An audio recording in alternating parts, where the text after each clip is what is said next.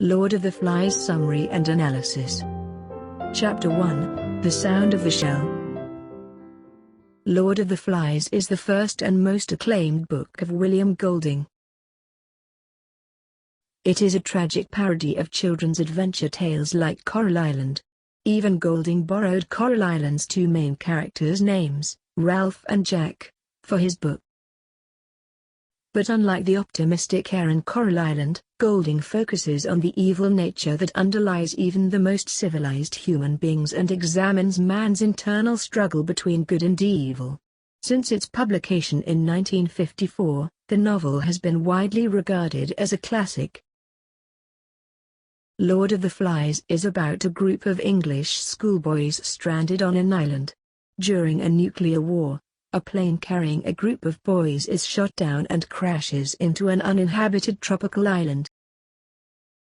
Only survivors after the crash are the boys ages 6 to 12.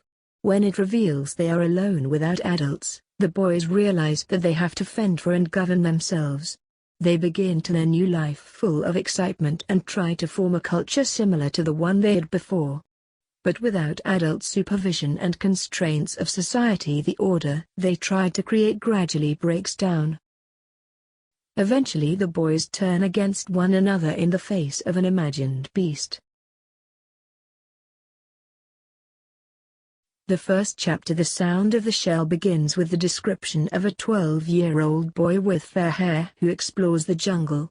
While he is trying to climb out, he comes across another child around his age, a fat boy wearing glasses.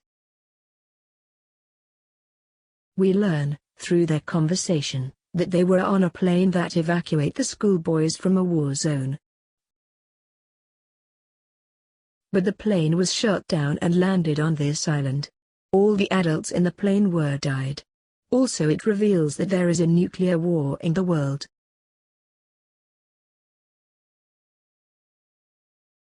Fair-haired boy says his name, Ralph. But Ralph doesn't ask the other boy's name. The fat boy confesses that he has been called Piggy at school but begs Ralph not to tell this nickname to anyone. But Ralph begins to call him Piggy anyway. Piggy never gets a chance to tell his real name throughout the book. The two boys talk about to determine what to do next. Ralph doesn't complain about the situation they are in. Living alone with no adults around is exciting for him. His father is a commander in the Navy, so he is confident that they will be rescued soon. But Piggy is aware of how bad situation they are in. Also, he says probably no one knows where they are, because he heard that an atom bomb exploded and maybe all the adults were killed. They together make their way through the jungle onto the beach and a lagoon. As they play around, they recognize a large conch shell in the water there. Piggy identifies it as a valuable object and Ralph takes it out from the water using a broken palm sapling. Piggy suggests that using the shell as a horn they can call any other survivors who might be around. He can't do it yourself because of his asthma but instructs Ralph about how to blow it. After a few failed attempts, Ralph sounds the conch successfully like a trumpet. Soon other boys between ages 6 and 12 begin to come from the jungle onto the beach and congregate around Ralph and Piggy.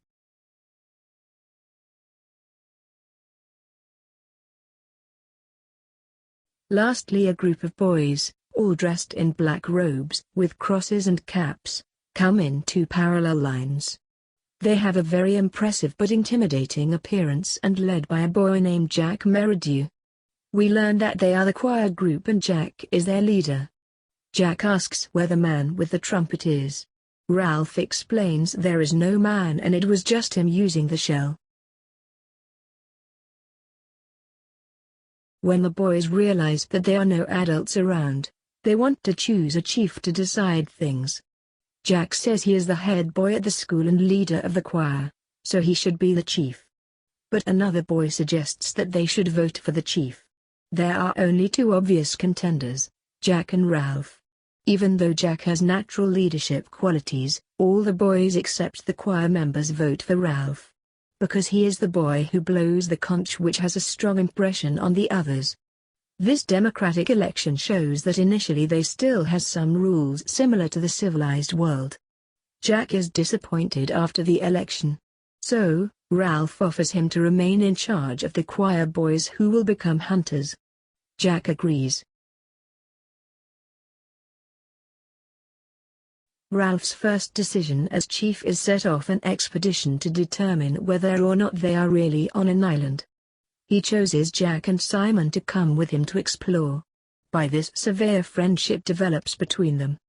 3 boys are included in this explorer group purposely by Golding. Because Ralph represents civilization, Jack represents savagery and Simon represents pure goodness. In this way, writer wanted to show all different groups can get along within civilized world. 3 boys climb the mountain through the undergrowth and creepers. They also stop to fun and roll a huge rock down the slope. As we mentioned before, Lord of the Flies is about the evil nature of human beings. We all have a conception of human identity as the master and possessor of nature. In the book, this concept reveals firstly when Ralph, Jack and Simon push rock and delight as it crashes down.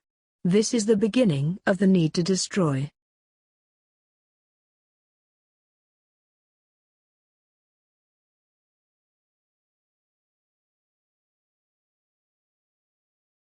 When finally reach the summit, they confirm that it is indeed an uninhabited island. Then they decide to find food and continue to explore the island. On their way back, the boys find a pig trapped in the vines. Jack draws his knife to kill it. However, he hesitates, so pig frees itself and escapes. Because Jack, who will be one of the most savage boys in the island, is still under the pressure of civilized world. And this pressure doesn't let him spill blood. But from this moment his savage desires awake and he vows that next time he will show no mercy. The first chapter concentrates on character personalities. Ralph is a quite handsome and strong boy. Golding describes him as beautiful.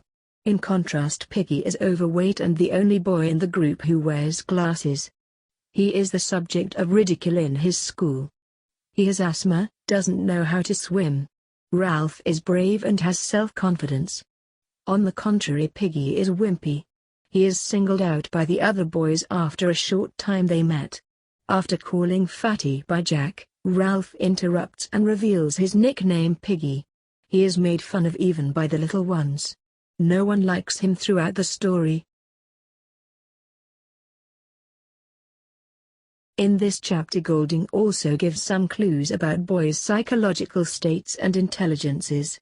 When it reveals that there are no adults survived, Ralph likes the idea of living without adult supervision.